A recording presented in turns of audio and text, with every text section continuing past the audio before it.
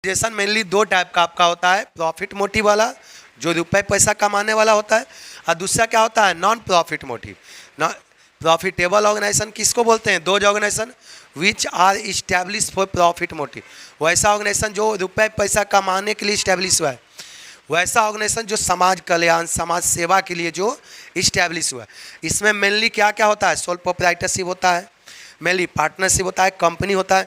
इन लोग का मेन उद्देश्य क्या होता है? रुपए पैसा कमाना। इन लोग का मेन उद्देश्य क्या होता है? आपका रुपए पैसा कमाना। दूसरा इसमें क्या आता है? क्लब आता है, टेम्पल आता है, ट्रस्ट आता है, कोऑपरेटिव सोसाइटी, ये सब आता है। इन लोग का मेन उद्देश्य क्या होता है? समाज कल्याण करना, समाज सेवा करना, समाज के विकास करना, समाज के जागरूकता करना। किसका काम होता है? नॉन प्रॉफिटेबल के। देखिए जो प्रॉफिट कमाने वाला ऑर्गेनाइजेशन है साल के अंत में क्या फाइनल अकाउंट बनाता है? फाइनल अकाउंट में मेनली क्या बनाता है? जो सोल प्रोप्राइटर पार्टनर से आता है कैश अकाउंट, मेनली आपको मेनली तो प्रॉफिट एंड लॉस अकाउंट अब बैलेंस शीट बनाता है, लेकिन ये लोग कैश अकाउंट भी बना लेता है। क्या जानने के लिए? अपना कैश के पोजीशन जानने के लिए। यदि वही कंपनी रहा था, कंपनी इसके जगह पर क्या बना लेता है? कैश फ्लो स्टेटमेंट, कितना कैश आया कितना कैश गया, ये जानने के लिए बनाता है। प्रॉफिट एंड लॉस अकाउंट क्यों बना लेता है? अपना परफॉर्मेंस जानने के लिए, फिनेंशियल परफॉर्मेंस, कितना प्रॉफिट हुआ कि कितना लॉस हुआ। वही बैलेंस शीट किस लिए बनाया जाता है? फिनेंशियल पोजीशन को जानने के लिए। पोजीशन मतलब at the end of year कितना एसेट्स है कितना लायबिलिटी है, ये जानने के लिए। अब देखो जो क्लब ये सब रहता है ये लोग भी बनाता है, ये लोग तीन चीज़ें भी बनाता है। रिसिप्ट एंड पेमेंट अकाउंट, ये जस्ट लाइक किसके जैसा होता है? कैश अकाउंट के जैसा होता है। रिसिप्ट एंड पेमेंट अकाउंट किसके जैसा होता है? कैश अकाउंट के जैसा होता है। समझा? देखो आगे बताएंगे, it is the summary of cash book. आगे तुरंत एक लाइन इसका लिखवाएंगे, it is the summary of cash book. इसमें भी क्या रिकॉर्ड होता है? कितना कैश आया कितना कैश गया ड्यूरिंग द ईयर, ये रिकॉर्ड होता है।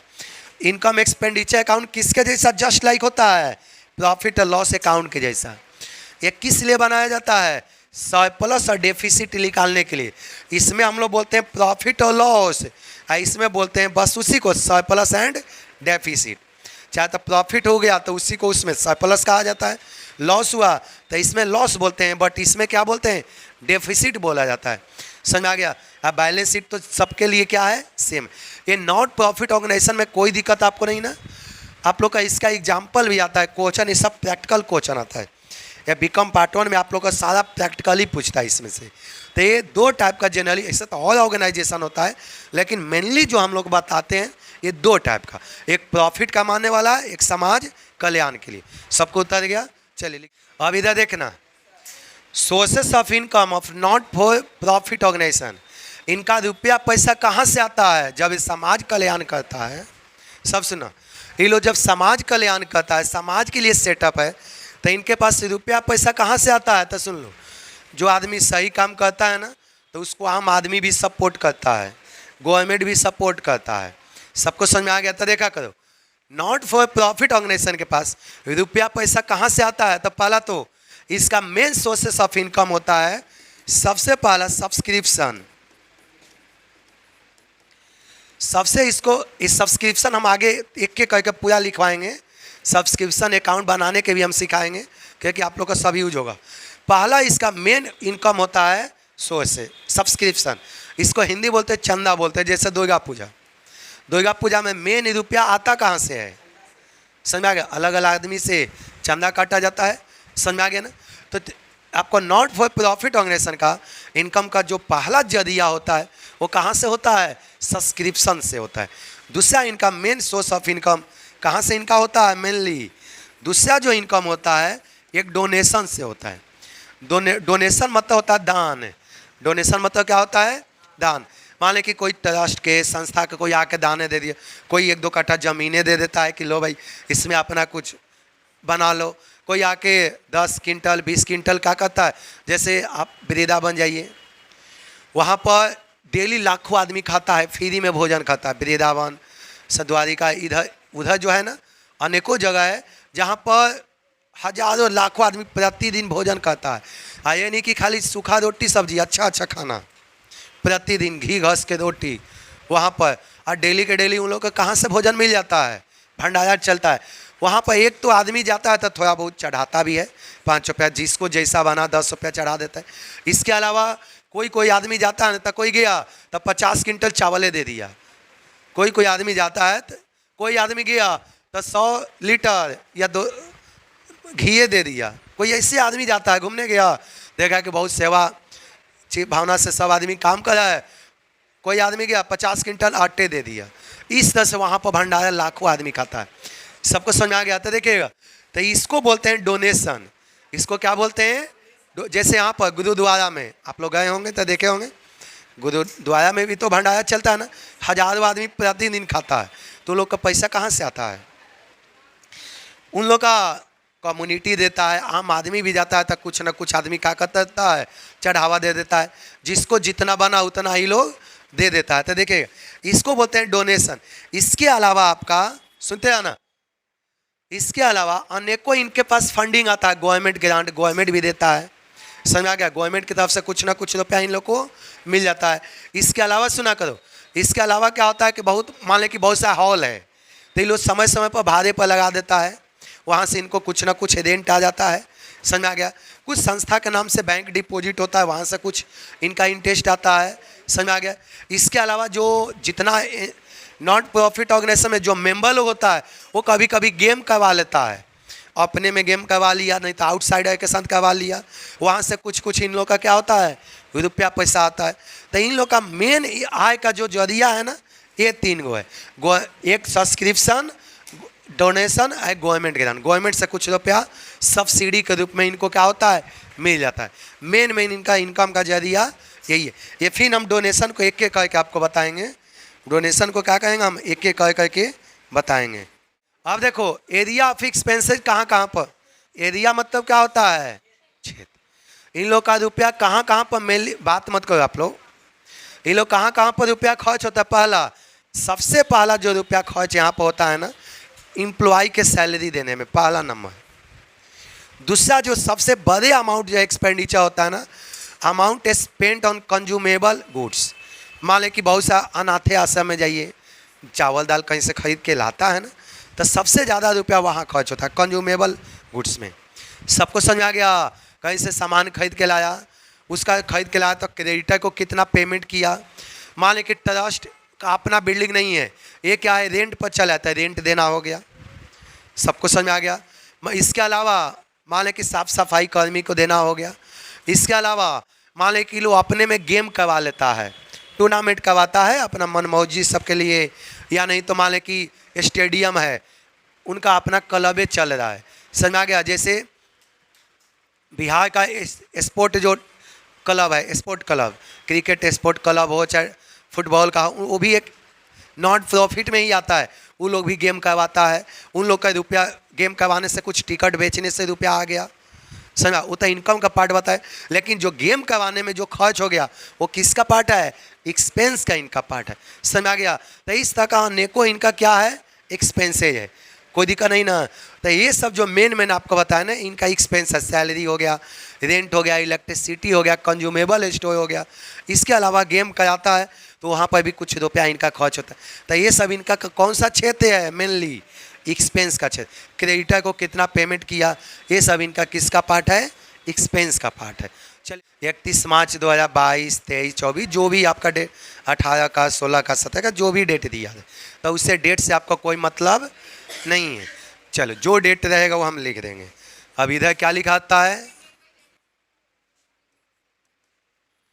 यहाँ पर क्या, अब सबसे पहले क्या लिखाएगा, यदि पहले से बैलेंस बीडी रहेगा, यदि पुराना संस्था है तब पहले से भी तो कुछ रुपया होगा ना आपके पास, तो यहाँ पर लिख देंगे यदि पहले से रहे तब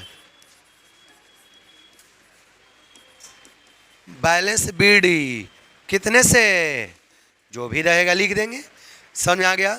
इसके अलावा सब्सक्रिप्शन,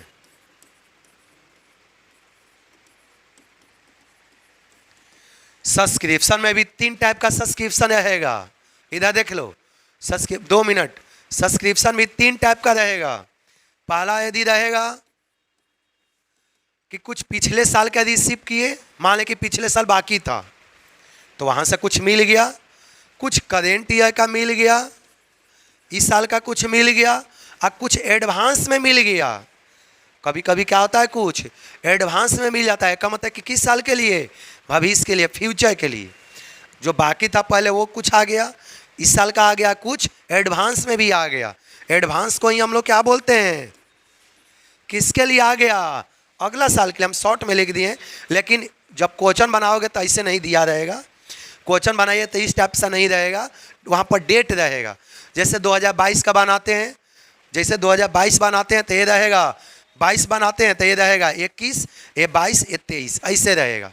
समझ आ गया। क्वेश्चन में हम तो फॉर्मेट बता रहे हैं ना, क्वेश्चन में ऐसा नहीं रहेगा, वहाँ पर डेट रहेगा। समझ में आ गया। और सब जो है कि कहाँ पर लिख देंगे, यहाँ पर लिख देंगे, कोई दिक्कत। इसके अलावा आपका दिया रहेगा डोनेशन।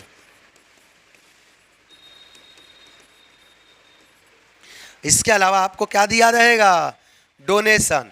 डोनेशन मतलब, चले अगला पॉइंट, डोनेशन में हम फिर से वापस से लिखवाएंगे। दो दो टाइप का डोनेशन बताएंगे, रेवेन्यू रिसिप्ट, कैपिटल रिसिप्ट, सब एक एक कह हम बताएंगे आपको, कोई दिक्कत। आगे देखा करो। इसके बाद आए रेंट ऑफ हॉल।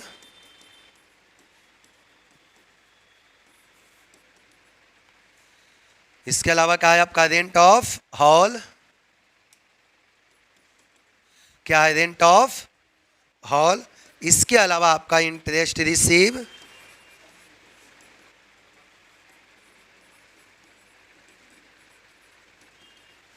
क्या दिया इसके अलावा, इंटरेस्ट रिसीव।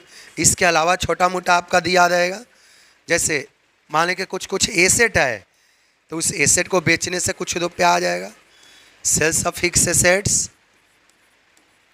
इन लोगों का कोई पुराना हो जाना एसेट होता है इनके नाम पर, तो उसको भी ये लोग क्या कर देता है, बेच देता है, तो बेचने से कुछ आ गया।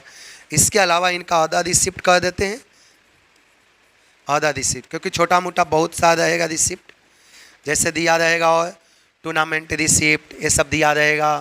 ओल्ड पेंस पेपर सेल्स, पुराना पेपर हो जाएगा तो उसको बेचने से कुछ रुपया क्या होगा, वो सब हम एक बार लिख दिए, अदर रिसिप्ट। इसके अलावा इसमें पेमेंट भी रहेगा। जैसे पहला रहेगा आपका पेड टू क्रेडिटर। पहला क्या रहेगा, पेड टू क्रेडिटर्स। इन्होंने क्रेडिटर को कितना पेमेंट किया, कुछ परचेज गुड्स रहेगा। क्या रहेगा आपका, परचेज गुड्स रहेगा। इसके अलावा यदि रेंट पर चला रहे हैं, यदि संस्था रेंट पर चल रहा है तो रेंट पेड रहेगा। समझ आ गया। इसके अलावा सुन लो, इसके अलावा ये स्टाफ का सैलरी यदि देना है तो स्टाफ का सैलरी हो गया। इसके अलावा यदि स्टेशनरी भी, छोटा मोटा स्टेशनरी पर इनका खर्च हो गया। इसके अलावा ये लोग क्या करता है, कभी कभी गिफ्ट अलाउ करता है, कभी कभी ये लोग क्या करता है, गिफ्ट गिवन।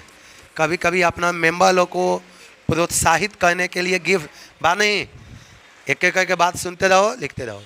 अपना मेंबर को कभी कभी प्रोत्साहित करने के लिए ये लोग क्या करता है, गिफ्ट भी देता है, तो वहाँ पर भी तो पैसा लग गया ना, कोई दिक्कत। इसके अलावा आपका क्या जाता है, अदर पेमेंट।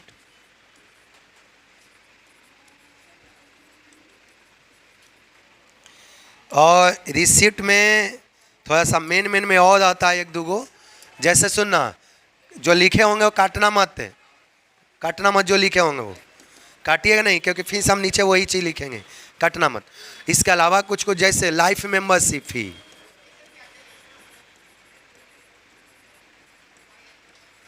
जैसे लाइफ मेंबरशिप फी, ये भी आपका कैपिटल रिसिप्ट होता है, मतलब रिसिप्ट होता है। कोई आदमी एक ही बार दे दिया पैसा के लो हमेशा के लिए, लाइफ मेंबरशिप फी हो गया। इसके अलावा लीगेसी भी हो जाता है, आगे हम सब एक एक करके लिखवाएंगे। इसके अलावा क्या होता है, लीगेसी। इसके अलावा आपका इंडोमेंट भी हो जाता है। चले रहने दो, बहुत सारा है, अदर कह लो।